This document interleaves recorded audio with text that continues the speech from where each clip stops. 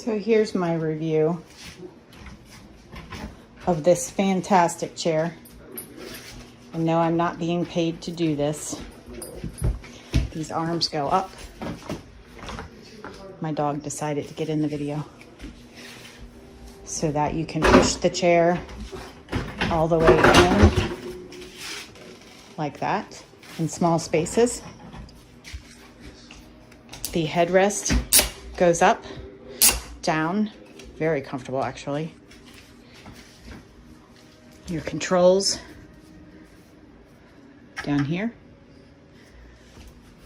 This nice rubbery, comfortable mesh, breathable.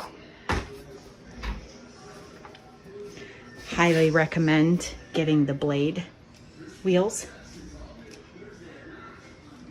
Rolls so much nicer. I give this 5 stars.